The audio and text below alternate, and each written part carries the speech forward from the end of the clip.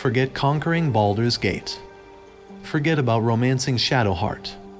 We're about to warp speed through this Forgotten Realms adventure and achieve the fastest, most explosive ending possible. That's right, we're talking about the Gale Force ending.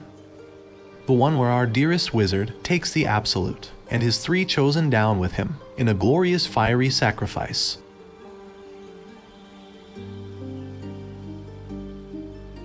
Assuming you were never tempted to kill Gale on your first meeting, or you're patient enough to actually revive him when he dies in combat. He'll eventually disclose to you about his precarious condition.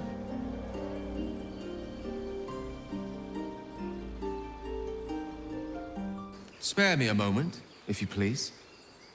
I've something important to discuss with you. We've been traveling together for a while now, and it's just about time that I shared something with you. You see, I have this condition. Very different from the parasite we share, but just as deadly. Every so often, I need to get my hands on a powerful magical item and absorb the weave inside. Note that whatever magical item Gale consumes will be destroyed. And you don't have a lot of these when just starting the game. Something very interesting happens if you don't give him any. I'll cover that in another video. Staffs, tomes, cowls. The form doesn't matter, so long as it's brimming with weave. It's been days since I last consumed an artifact, since before we were abducted. It is time, and by that I mean it's imperative that I find and consume strands of weave at the earliest possible juncture. Be very careful when probing Gale's mind to find out more than he's willing to share. He'll leave the group should he find out. You see through Gale's eyes, staring down the corridors of a dread memory. A book, bound, and suddenly opened. Inside there are no pages, only a swirling mass of blackest weave that pounces. Its teeth, its claws, it's unstoppable as it digs through and becomes part of you. And gods, is it ever hungry. Keeping me in suspense, are you? Come on, tell me. Do we have an agreement or not? What? You used that thing against me, and you saw, after I told you? You had no right. None at all. I've a good mind to turn around and depart this little company of ours immediately. I'd rather be alone than spend another moment in the presence of someone inclined to such unjustified invasions of privacy. This is where we part ways. And that's that. He'll permanently leave your group. No matter which route you took, you'll run into Elminster before entering the Shadow-Cursed lands. Who there, wanderer? Stay thy course a moment to indulge an old man. Elminster? The very same, Gale. Meet Elminster Ormar. A good friend of mine, but rather more significantly, he's the most famed and respected wizard in the realms. This encounter will really test one's patience. Elminster's speeches are like the Lord of the Rings movies. Amazing, epic, and about 3 hours longer than they need to be. See for yourself. Drank naught, but what the sky entitled my thirst. Why, some bread, cheese, and a cup of wine would appear unto me a feast. Surely you would begrudge me a mite of rest and repast before I get out with it. Stuffing this wizard's pie hole with the right morsels will apparently loosen his lips and make him speak straight. I'll speak as plainly as I can, forswearing the accustomed frills that decorate my speech. I'm here on behalf of Mystra. The message and the charge I bring you are hers. The long-awaited question. Now, if you please, Elminster, for the too long-awaited answer. You must know that the Absolute is more dangerous than you can possibly conceive. It threatens all who live, even those who are undying. It threatens the gods, the weave, the very fabric of the universe itself. That is why I have come here to charge you, Gale, with its destruction. It is Mystra's belief that only you can.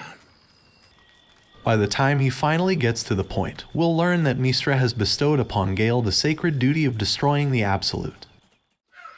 The orb. Precisely.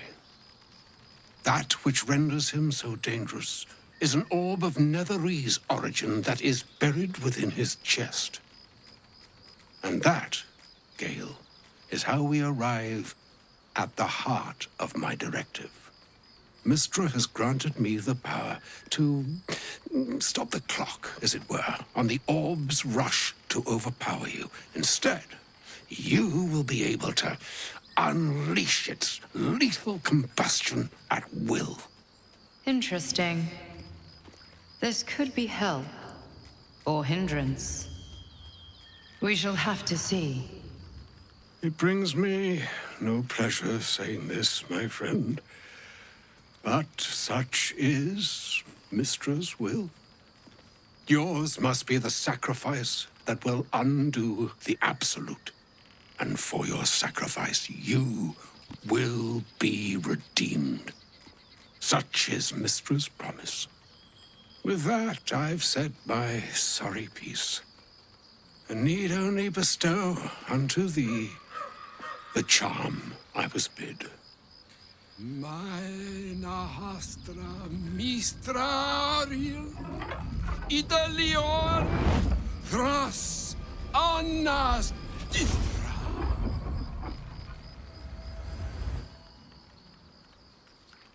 It is done. Both charge and charm have been committed into your care. Farewell, my friend. Farewell, Elminster. I'm glad she chose you. After this event, Gale will possess a new ability. He can now trigger the explosion of the Netherese orb in his chest at will.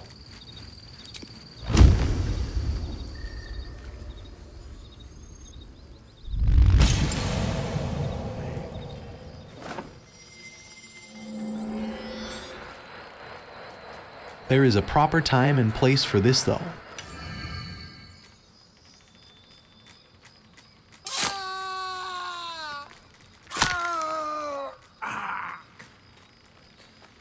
And it's obviously not here.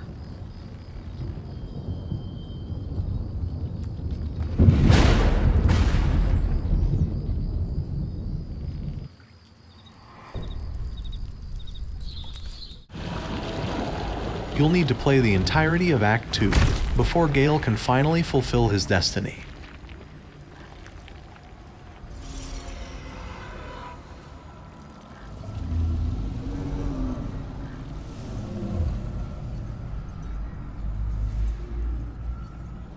Look at that crown. It radiates with power unlike anything I've ever seen. To have it. To hold. Oh, if only I could. But I can't. This is it. I must do as Mystra commands. One last gust of weave. One last gale to end them all. No! After coming face to face with the Absolute, Gale's destiny now stands before him, tangible and ready to be claimed.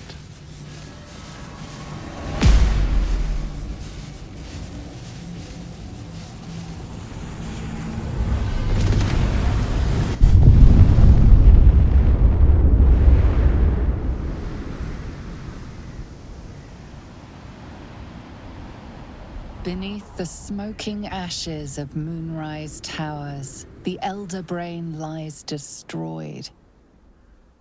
But what of the tadpoles it commanded? Freed of the Absolute's control, they will complete their transformations. A plague of illithids will soon descend on the Sword Coast, enslaving all they do not infect.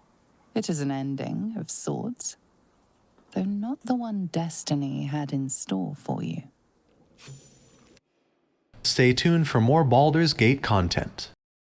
Thanks for watching.